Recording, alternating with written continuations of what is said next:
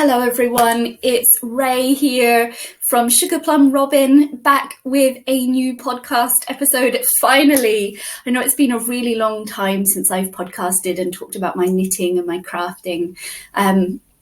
It's just life, it's just the way it has been this year. Very busy, especially with my kids. I have two children, Audrey and Robin. Audrey is 10 and she's home educated. And we've been doing a lot of kind of catching up on our home education because my little boy Robin, he's 5 and he's disabled. He goes to a special school. And when the lockdown has been happening here in Scotland this year, it's been quite tricky to get everything done that we've needed to get done when we've all been at home because he's got really high needs, so I spend all my time looking after him. He's very adorable though. But all those things added together have meant that it has been quite difficult to find time to podcast. There's definitely time for knitting. It's just that kind of long stretch of uninterrupted time to sit and record. But Robin's back at school today. His first day back was yesterday and he went in really happily. He's missed school while he's been off for the holidays. So today I thought, well, I've got some busy things going on over the next few days over the weekend. So I thought today would be a perfect time to sit down and talk about knitting again with you. And it's lovely to be back. It's lovely to be sat here in my little rocking chair in the corner, talking about knitting again. And I have my lovely cup of mint tea.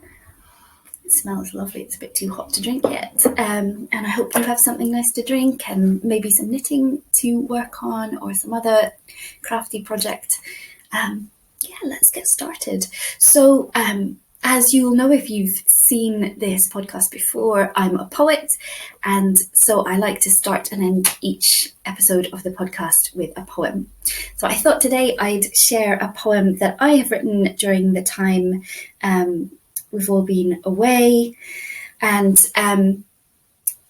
over the last few months, our home education group has been meeting mostly outdoors in the woods because of the kind of rules and regulations around meeting indoors. And we mostly meet in the woods by the river near us under this big beech tree. And I was asked to write a poem for young people for an anthology this summer, and I was asked to write it on the theme of being true to yourself. So I drew inspiration from that place where we were and where we've been meeting. So I thought I'd share that poem with you.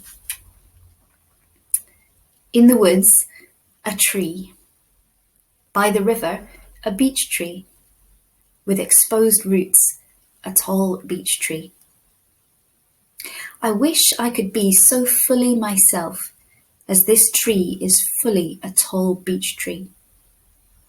I wish I could plant myself so sturdy in the soil.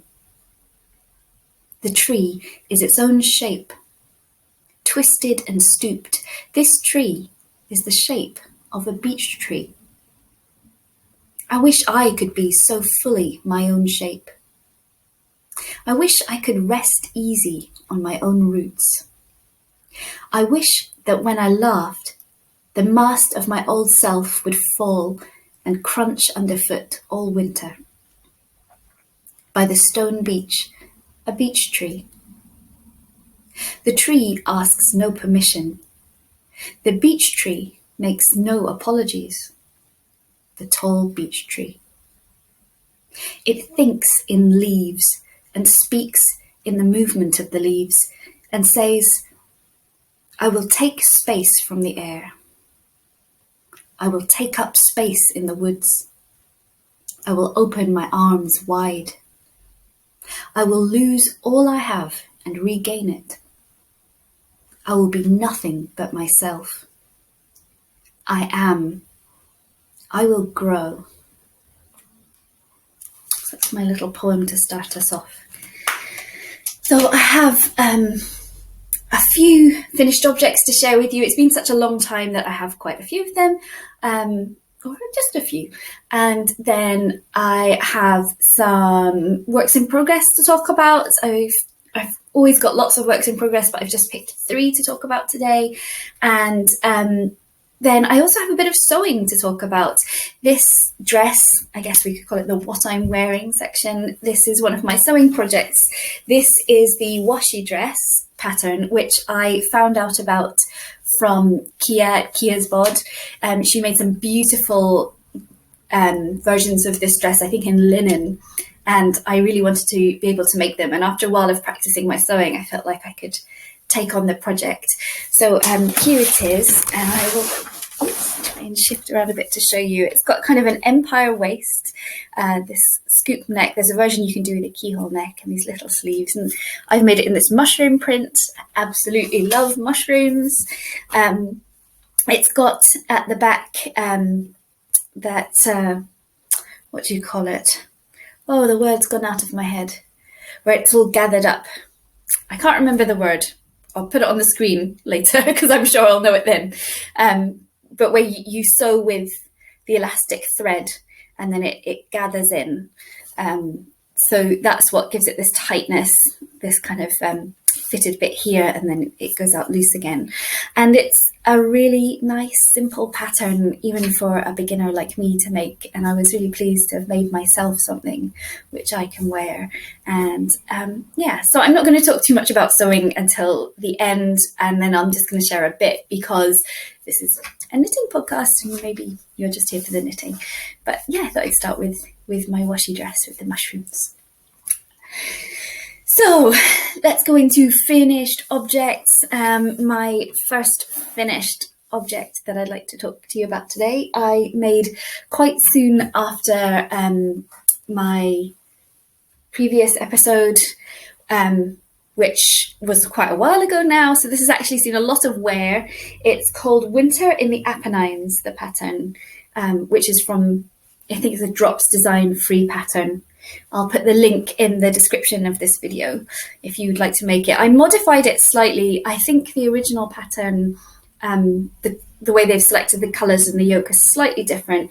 And also I've added in a bit of a stripe here and here.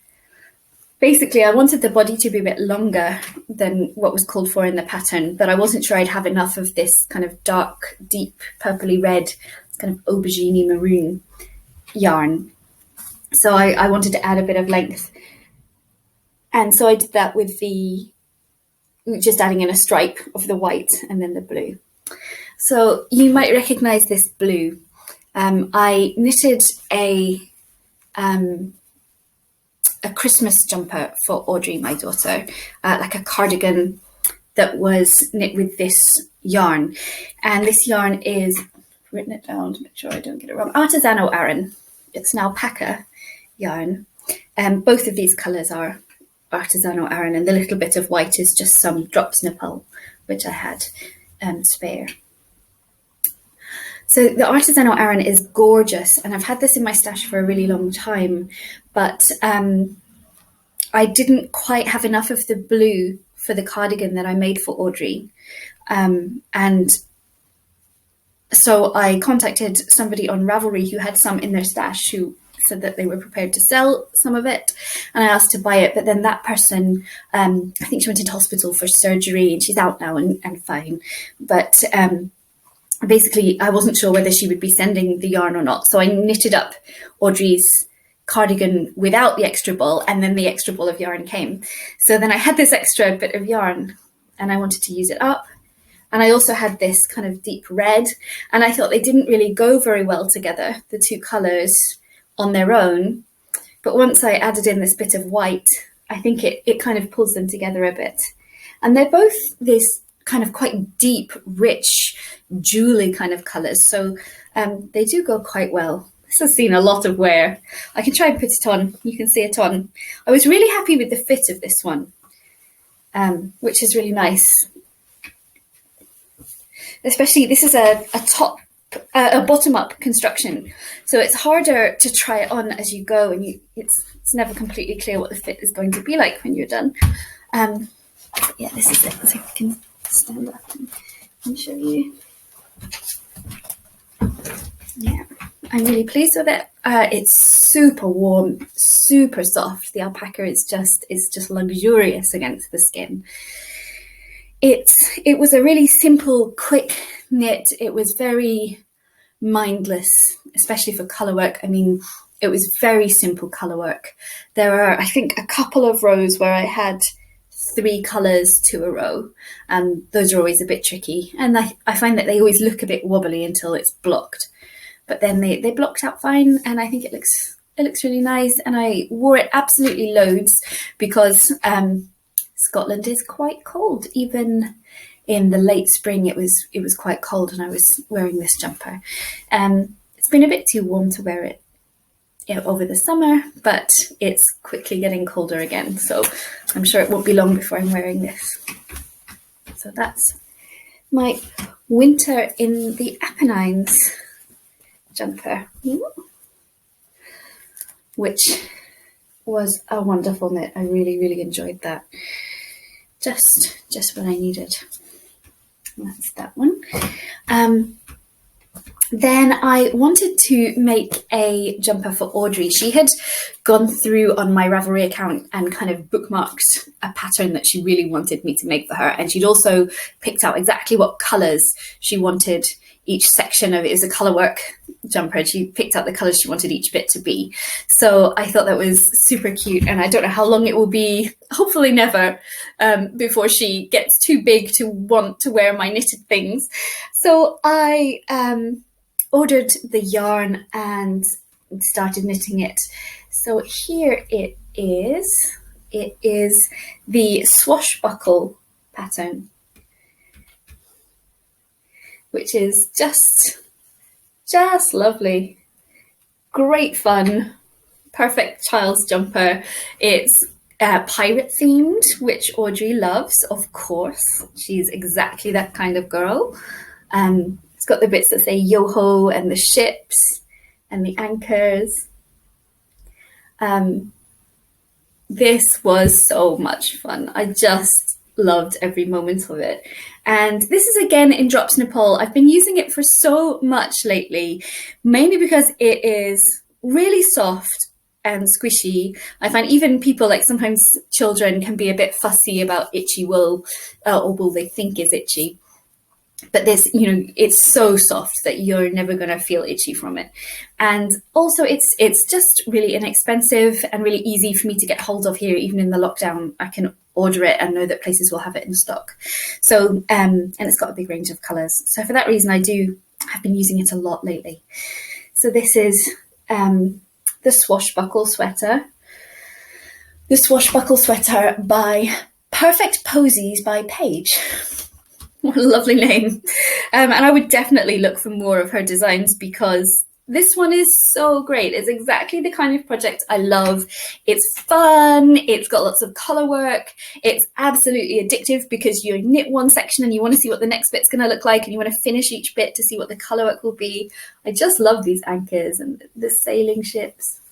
And because it's an Aran weight wool, it knits up very quickly.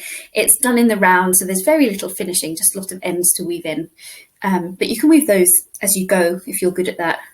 I find that I'm not so good at that. Whenever I do that, it doesn't quite look right in the end. So I tend to save them until afterwards, block them, and then weave the ends in.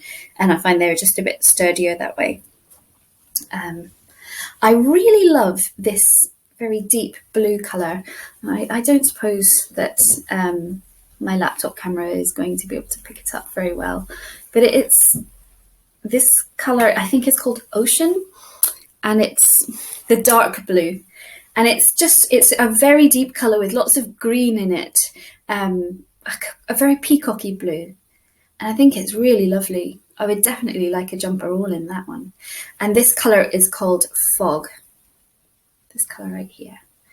I had quite a lot of wool left over from this project, so I've actually been using these exact colours, the leftovers, on one of my works in progress for myself at the moment, which Audrey also really likes, because she likes the idea that we'll have kind of slightly matching jumpers. They're not the same pattern, but they're the same. It's the same yarn and the same colours, and she likes that a lot, which is again just really nice. And I hope she never grows out of that. Ever.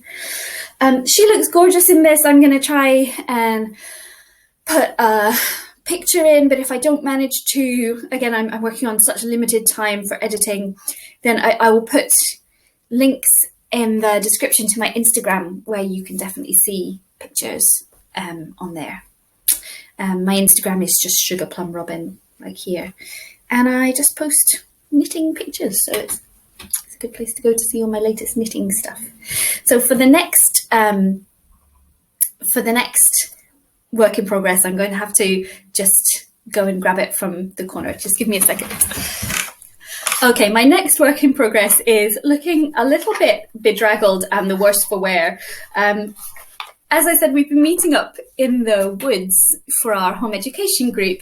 And one of the things that we do as a group is a book club, where every month we all read the same book through the month. And then at the end, we all come together to discuss the book, and we have kind of a themed celebration about whichever book we've been reading. And we were reading The Wind in the Willows, which meant that for our celebration, we could have Ratty's Picnic by the river. So we all brought in the foods from the book. If you know the book, The Wind in the Willows, it's absolutely beautiful. It's my favourite book of all time, and I reread it every year. It's just gorgeous. And so we went and had Ratty's Picnic by the river, and then we made boats to float on the river. And it was really beautiful. So I thought it might be fun if I knitted two of the characters from that book, Ratty and Mole. And my husband, who does woodwork, thought it would be cute to then make them a little wooden boat with little oars, because in the book they go rowing on the river together for their picnic. So here is my little Ratty and Mole in their little boat. But we took this to the river and floated it on the river, and they got very well kind of soggy and muddy and loved. You can see that the Ratty's jumper has been quite stained by the mud. But they're toys, so that's what they're supposed to be for. They're supposed to be used and loved. And the boat is quite ingenious. It has this string, so you can float it down the river, but hold on to it so it doesn't float off and become kind of litter. And so, yeah, this is our little Ratty and Mole. This is one of my finished objects, and they were really lovely to make. And it was really nice to see how pleased the children were with them when I brought them for them to play with. Yeah, Ratty and Mole. And now they tend to live just in my living room. Because I think they're so nice and cheerful, and they make me really happy every time I see them. I'm not a natural toy knitter. I like to knit garments, and I find toys unbelievably frustrating to make. They are so fiddly. They seem to take so much time, and you end up with such a little thing. And they never look right. When I make them, I always think they look kind of strange. I can never get the faces to look right, and the shapes always look kind of lumpy. And I always look at these gorgeous pictures of people who do knit toys and are very good at it. And they always have these gorgeous little creatures and toys and lovely things. And I would love to be able to make them for my children. But every time I've tried, I've always been kind of disappointed with, you know, my picture compared to, I suppose it's like when you're trying to follow a recipe at home and from a recipe book, and there's the beautiful picture of how it looks, and then there's your attempt, which may or may not look anything like the picture in the book. And that's how I kind of feel about knitting toys, so I don't do it very often. But I like the Ratty and Mole, and I thought it sort of fit for them to look very handmade and a bit kind of shugly. So those are my 3 finished objects to share with you today. So I will go on to talk about some of my works in progress. It has been a bit of a summer, a bit of an intense summer with lots of stuff going on. And I've found, as always, knitting is just the best therapy and the best unwinding thing that you can do after a long day. And these 3 projects that I've got going on just now are all 3 of them in their different ways, really good for my brain, and I'm really enjoying them and not feeling any need to rush through them, which is a lovely feeling, because often I'm quite impatient with my knitting and I want the finished thing. I want to kind of to see it or wear it or give it to whoever it's for. But for these, I'm just enjoying the process so much, which makes me think that maybe I'm more of a process knitter than I thought. I always thought I was very much a product knitter. But anyway, so I will start with one that you have seen before, although it's at a bit of a further on stage. And this is my Chanterelle by Kia, from Kia's Bod. If you don't know Kia's Bod, then you definitely should. She has a much, much better podcast than mine, or certainly a much more regular one. She has, hers is one of my favourite podcasts. It's so lovely to watch. Her knitting is just beautiful. She's so talented, and I think her taste is just so well matched to my own. She always seems to like the same kind of things that I do, very natural yarns and beautiful colours and everything very harmonious. And so this is one of her patterns, which is on her website.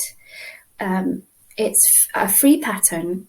It comes only in the one size, and but I think we're sort of a fairly similar size. And one of the good things about this pattern is it's so easily adjustable. You can just, you start at the top and you just kind of increase on the raglan seams until you're happy with how big it is, basically, and then go from there. And the same for the length. You just keep going until it's long enough for you, which is a really lovely thing. So it starts from the top with this twisted rib, and then you go down with these stripes, which are very lovely to knit because they are again kind of addictive. You want to do just one more until it's all done. You've got these sleeves, and it's going to have 3/4 length sleeves, which I like to wear.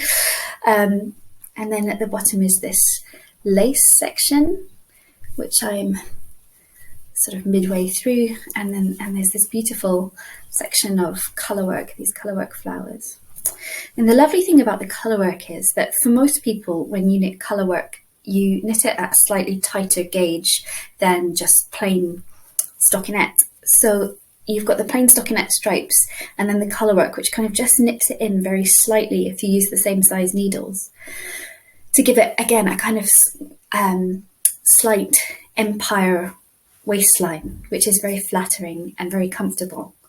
I really like empire waisted garments, and I find there's not so many in knitting, so I really like that.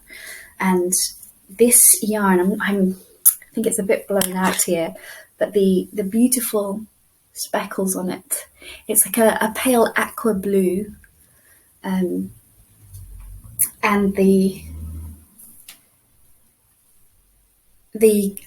colourway is called Satsuma in My Stocking, and it's from Bird Street Yarns.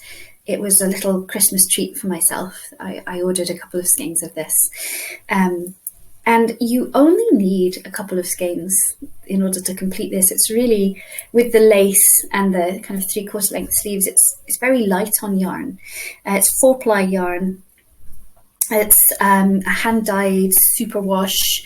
I think it's wool and nylon. I think it's like a sock yarn. And it's just such a lovely project. It's called Chanterelle. I can heartily recommend it. Every part of it is so kind of intuitive. And even the lace, it's not complicated. It's just kind of hypnotic. It's straightforward. You can see really easily each repeat. And if you've made any mistakes, it's usually quite obvious. And I've just been enjoying sitting and knitting on it. And what I've found is that usually with lace, it's the kind of thing I would only knit at home because I'm not such a confident lace knitter as I am with other kinds of knitting. But this is so kind of simple and straightforward that I've been taking this project on the bus with me because it's quite small and lightweight. And I've been knitting it when I've been travelling places on the bus. So it's a really nice knit and I'm enjoying it so much. So the next project, I was away visiting family recently, and while I was there was a wool shop just around the corner which had just opened up again after the lockdown, and I thought it would be really nice to go and support them by buying some yarn, which I did. I went and I bought a few skeins of this lovely It's West Yorkshire Spinners Blue Face Leicester. And I've just wound it up into cakes. And I just really like the yarn. It's a double knitting weight. Blue Face Leicester is undyed. This colourway is called light brown. And I liked it so much. I wasn't sure exactly what I wanted to make with it. So I went home, or back to where we were staying, and I thought about it all day. As I was winding up the first skein by hand then, because I didn't have my ball winder with me. And I thought about the Mariposa sweater, which is by Beatriz Rubio. And I have been wanting to make this sweater for more than a year, since a friend of mine made a really nice version of it in a lovely, gorgeous autumnal rusty orange. And I really wanted to make it. And I've tried casting it on, but it wasn't really, something wasn't completely working with the yarn maybe that I was using. And I tried a couple of times, and each time I only got like a few centimeters in before it just sort of, it didn't feel right. I know that sounds really unscientific and kind of vague, but it wasn't. I found that it was a real push to finish each round, and it was taking ages, and I just wasn't completely happy with it. I think it would take me a really long time to force through a sweater that I just wasn't really feeling happy with like that. So each time I just abandoned it. But this time I thought, this is actually such a nice colour, such a lovely squishy kind of rustic yarn. And so I cast on the Mariposa, and I have gotten about this far through it. You can see there's the body. It's got these lovely this lovely stitch pattern, which I think is so beautiful. Just such a lovely understated texture, which I think goes really well with this beautiful yarn, because it just lets the yarn take center stage, if that makes sense. It's not too showy. I think you could overwhelm this yarn with like lots of flashy colors or something, and I just wanted it to look beautiful and natural. And then it comes into this slip stitch rib right at the top, so that'll be right at the shoulders. This is actually the back. It's knitting around from the bottom up. Then it's split for the sleeves. You're supposed to do a twisted rib at the bottom, but I just did a regular rib because at the time I didn't want to do a twisted rib. I just wanted to do normal rib. And I was away from home, so I just thought, I'm just going to do whatever I want to do. I'm just going to do a normal rib on the bottom. So it's folding up a bit, but after blocking, it will stay down. This will need a good block to really show the stitch pattern, I think, to its full glory. So then you split at the sleeves, then you do the back, which I'm nearly done with the back, and then I'll move on to doing the front from there, and then the sleeves. It's a lovely construction, really nice. Try and attempt my tea. Oh, that's lovely. It's a lovely construction. It's just a really peaceful, therapeutic knit. It's been lovely seeing the pattern emerge. It's been lovely working with this yarn, which smells like a sheep. It's so nice. And I've just enjoyed every moment of it, really. It's one of those knits I don't really want it to end. I'm enjoying it so much. So I might make it again sometime. But it's the perfect combination of yarn and pattern. And I've been going through it actually quite quickly, considering that I've got a few other things on the needles too. And so hopefully that one will be finished quite soon. I think it would be a really nice one to have for the autumn. There's that one. And finally, I will share with you a test knit that I'm doing for the lovely Monazilla. And I test knit a jumper for her back at the start of the year, which I shared on the podcast. And it had the lovely owl in the woods motif. I think Mona does the most exquisite colour work, and I love colour work so much. I'm always so excited whenever one of her new patterns comes out. And when I saw this call for test knitters go up, I I didn't even think about it. I just knew that I had to make this. It is a really gorgeous pattern. I'm so excited about it. So this is the one that uses the same colours as in Audrey's pirate jumper, with the addition of one extra colour of green. And it's the same yarn. So I used the leftovers for this and just ordered a few more balls to top it up, to make it up to the right quantities that I need. And it's not actually the recommended yarn for the pattern. The pattern is originally done in, I think, Let Lopi, which is a lovely yarn, and I would love to make this in Let Lopi, so maybe I'll have to make it twice. But I had that yarn to use, and it was in the right colours for the pattern, so I thought I'll try not to add too much to my stash when it's already kind of taking over a little bit. So here is what I have so far. I have just split for the sleeves. It is a cardigan. It has this lovely, this is the back, has this lovely variegated rib with this curled over, just some stockinette which you let curl over, and you can sew it down or you can just let it curl up like that, which I think I will do because I think it looks really cute. I think having that little row of pearl bumps, I've not seen anything like that before, and I think it looks really unusual and cute. Then it's knit in the round. It's a cardigan, so you can do, there's a cardigan version and a jumper version. Here's some steek stitches that I added in here, and joined it in the round. And yeah, so then you knit around. There's this pattern of flowers here, this kind of very stylized pattern of flowers with the green and red on the white background. And that was knitting 3 colours at a time. You can see inside. It's a little messy. You know I love the inside of colour work. Whereas the ladybirds, you can see, are a bit neater. But the 3 at a time colour work, I think if I was going to do this again, I would just do 2 colours and duplicate stitch on the extra. Like just do the white and green maybe and duplicate stitch on the red.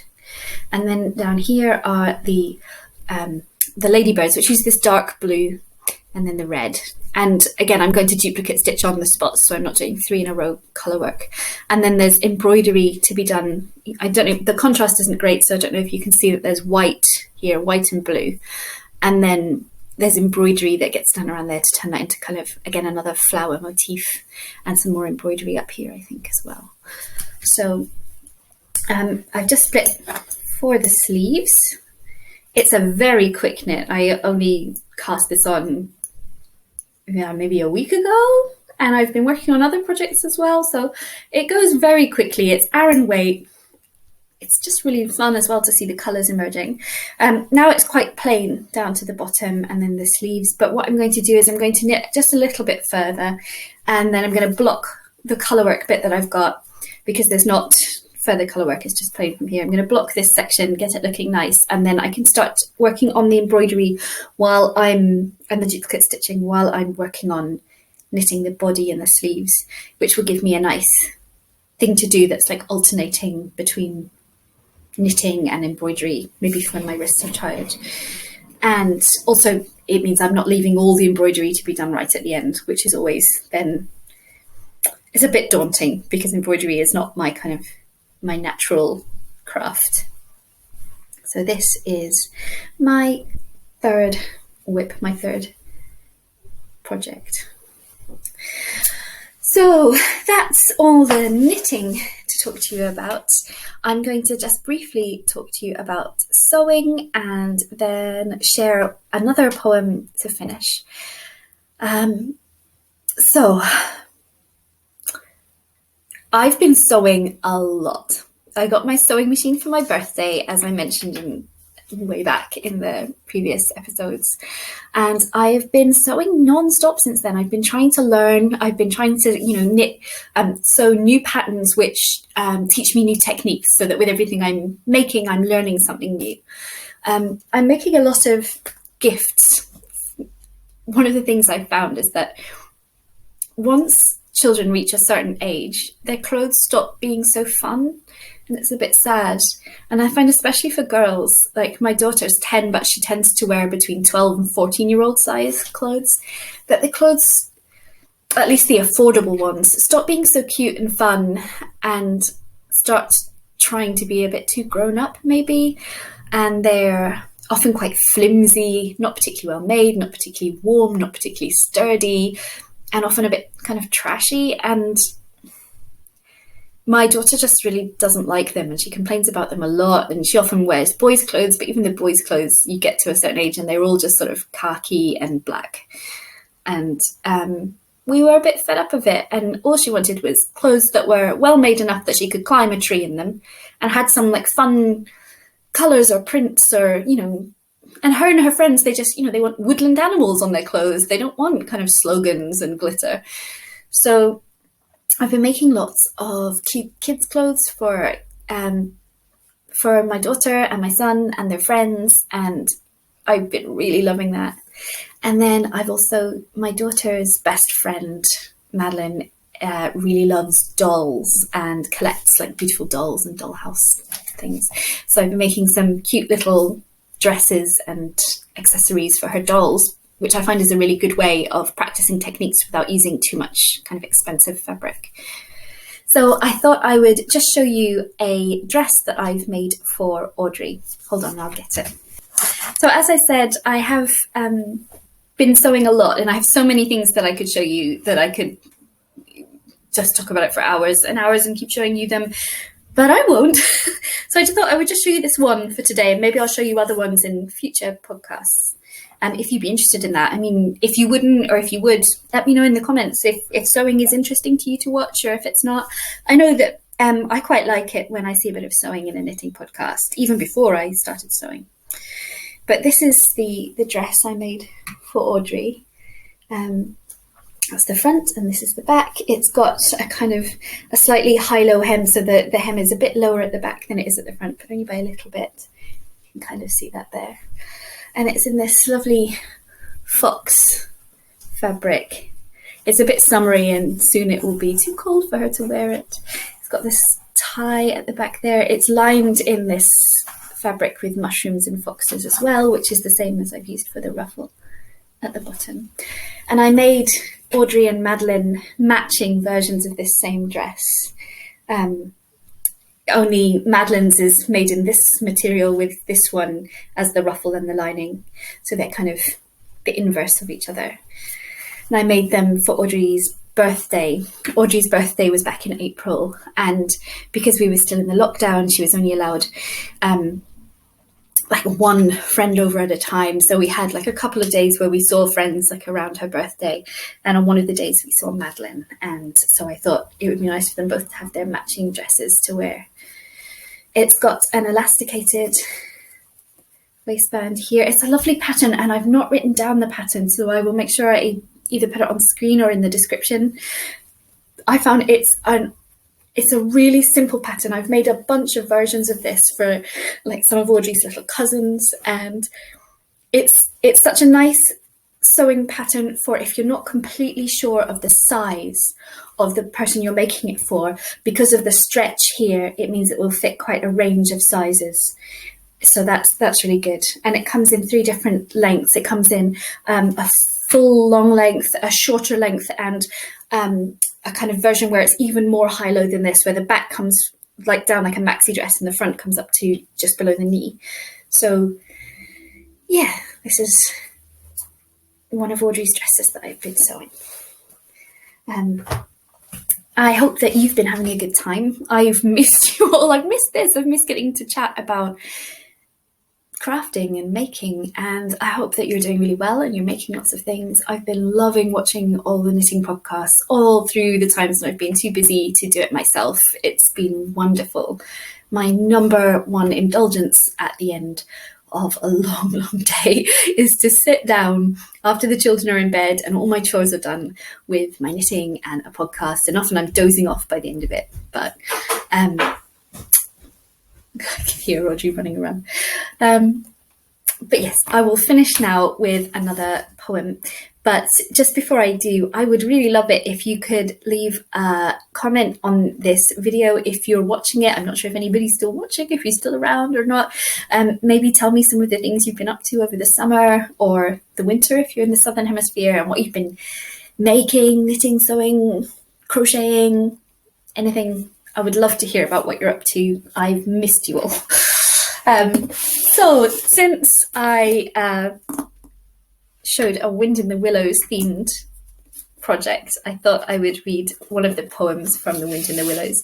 So in the Wind in the Willows book, the Ratty, the water rat, likes to write poems about kind of his life in the river, and shares them with the mole, who often is not the most interested poetry critic. But this is one of my favourites. It's called Duck's Ditty. All along the backwater, through the rushes tall, ducks are dabbling, up tails all. Ducks' tails, drakes' tails, yellow feet a quiver, yellow bills all out of sight, busy in the river. Slushy green undergrowth where the roach swim, here we keep our larder, cool and full and dim. Everyone for what he likes, we like to be, heads down, tails up, dabbling free. High in the blue above, swifts whirl and call. We are down a dabbling, up tails all. Thank you for watching, and I'll see you soon. Goodbye.